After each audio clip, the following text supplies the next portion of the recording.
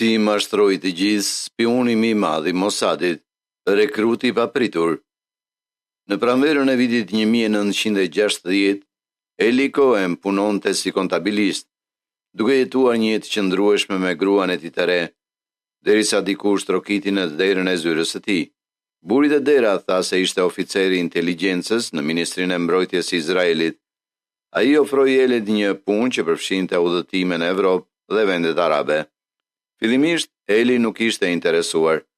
Ai preferonte të kalonte kohë me Nadian, e cila ishte shtatzën me fëmijën e tyre të parë, dhe madje as oferta për dyfishimin e pagës së tij nuk mjaftoi për ta bindur. Megjithatë, rreth një muaj më vonë, Eli mësoi se po pushoi nga puna për shkak të shkurtimeve, me vetëm 10 ditë njoftim paraprak. Kur buri misterioz nga Ministria e Mbrojtjes u rishfaq dhe i ofroi përsëri punën, Eli e rimendoi. Ai u stërvit për muaj të tërë, ku kujtesa dhe qetësia e tij u testuan me rigorozitet. Për shembull, si të shikosh një tavolinë me objekte dhe t'i kujtosh ato në detaje. Eli kishte një kujtesë fenomenale. Ai mund të identifikonte markën, modelin dhe vitin e një makine me një shikim. Ai mësoi se si dallonte dikë duke përdorur reflektime në vitrinat e dyqaneve për të monitoruar ata që ishin pas tij pa u kthyer. Trajneri i tij e këshilloi që nëse dikush e njihte, ai thjesht duhet të thoshte se kishte gabuar. Gjatë një ushtrimi, ai u zhvesh lakuritë dhe u detyrua të futej në një vaskë të ftohtë për të testuar qëndrueshmërinë dhe aftësinë e tij për të ruajtur një pseudonim që Mossadi i kishte dhënë. Siç përshkruan autori Eli Ben-Hanan në librin Njeriu në Damask, për 6 minuta dhëmbët e tij kërcisnin me konvulsione. Trupi i tij u bë blu dhe sytë e tij u rrotulluan në zgavrat e tyre. Pasi përfundoi me sukses stërvitjen e tij të mundimshme, Eli ishte gati për misionin e tij të parë. Nadia dinte vetëm se ai kishte një punë në Ministrinë e Mbrojtjes që kërkonte udhëtime të shpeshta dhe periudha të gjata jashtë vendit. Të bëhesh Kamel Amin Tabet. Nadia nuk e dinte që Eli tani ishte Kamel Amin Tabet, një biznesmen i pasur arab musliman i lindur në Beirut, i cili u rit në Egjipt. E kaluara e vërtetë e Elit ndihmoi në mulimin e tij. Ai kishte lindur në Aleksandri të Egjiptit, në një familje hebre nga Siria. Ai ishte përfshirë në kauzat sioniste në Egjipt pas luftës së dytë botërore dhe ishte trajnuar për një kohë të shkurtër në Izrael. Por në vitin 1956, pas krizës së Suezit, kur Egjipti mori kontrollin e kanalit të Suezit, duke shkaktuar një pushtim nga Izraeli, Mbretëria e Bashkuar dhe Franca, Eli dhe shumë ebrejnë të tjerë u dëbuan. Më pas ai u transferua në Izrael. Një spion në Argjentinë. Në vitin 1961, misioni i parë i Elit si spion në Izraelit e çoi atë në Buenos Aires, Argjentinë, shtëpi e një komuniteti të madh sirian. Ai menjëherë filloi të mësonte spanjisht me një instruktor privat për ta bërë historinë e tij. Vitet e kaluara duke bërë biznes në Argjentinë e bënin më bindse. Ai u bë një klient i rregullt në një klub shoqëror arab, ku përzihej me anëtarë të elitës muslimane arabe. Eli dinte si ti magjepste njerëzit dhe t'i bënte të ndjeheshin të rëndësishëm, një aftësi që i shërbeu në avantazh. Sipas Ben-Hananit, ai dikur i bëri përshtypje një menaxheri të një kompanie tregtare, duke dëgjuar me durim një diskutim të gjatë dhe të mërzitshëm rreth bagëtive. Kur mësoi se menaxheri eksportonte mish në Izrael, por jo në Siri, Eli me zgjuar si vërejti. Do të thuar që u shet mish sionistëve dhe jo atdheut, duke u rreshtuar me ndjenja nacionaliste arabe, mbulesa e tij ishte më bindse. Infiltrimi i elitës ushtarake të Sirisë. Nëpërmjet kësaj lidhje, Eli u ftua në një festë datëlindje në ambasadën siriane, ku u takua me generalin Amin El Hafez, atasheu ushtarak. El Hafez ishte një udhëheqës kyç në partinë Baath në Siri, e cila kundërshtonte presidentin egjiptian Gamal Abdel Nasser. Edhe pse Nasser promovonte unitetin arab, bathistët besonin se ai jepte përparësi interesave të Egjiptit dhe e linte minjan në Sirin, dhe e shihnin atë si shumë të akomodueshëm ndaj perëndimit.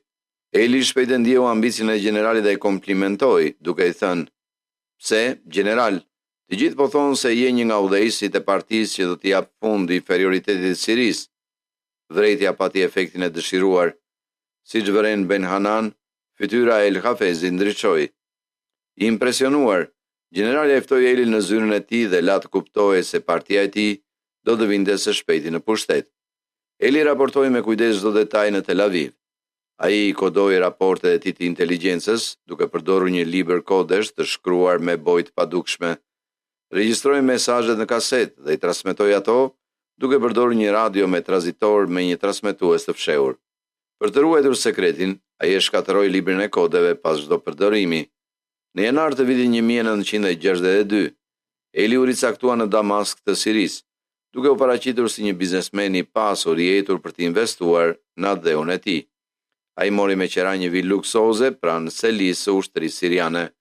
Përmes festave luksoze, si pjesëmarrje ashtu dhe organizim, ai fitoi akses të jashtëzakonshëm në elitën ushtarake të Sirisë. Ai gjithashtu u misua me George Salem Saif, një drejtor në Radio Damasku. Zbulimi i sekreteve ushtarake. Nëpërmjet të Georgit, Eli takoi kolonel Salim Katoum, i cili zbuloi se partia Baath po planifikonte një pushtim ushtarak. Katoum ndau informacione të ndjeshme në lidhje me mbrojtjen siriane përgjatë kufirit të Izraelit, duke përfshirë një rrjet të fshehur kalimesh nëntoksore të zëna nga ushtarët të gatshëm për të nisur sulme të papritura. Ai madje e ftoi Elin në një turne.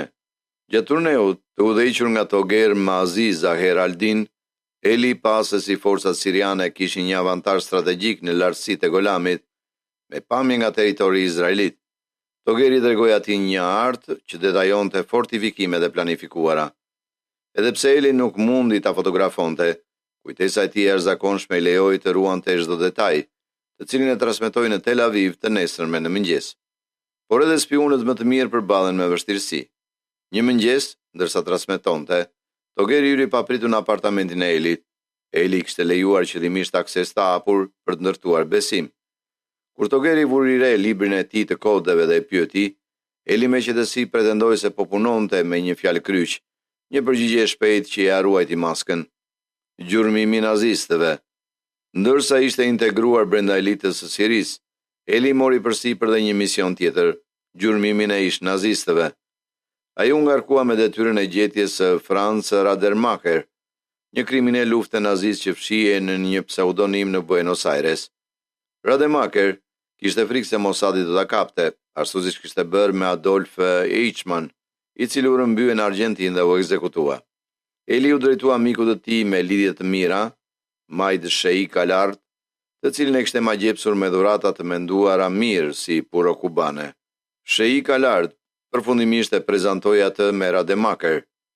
Rademacher u arrestua më vonë në Siri me akuza për spionazh dhe për shkak të shëndetit dobët u kthye në Gjermani, ku u mor në paraburgim. Grushti i partisë së Baath.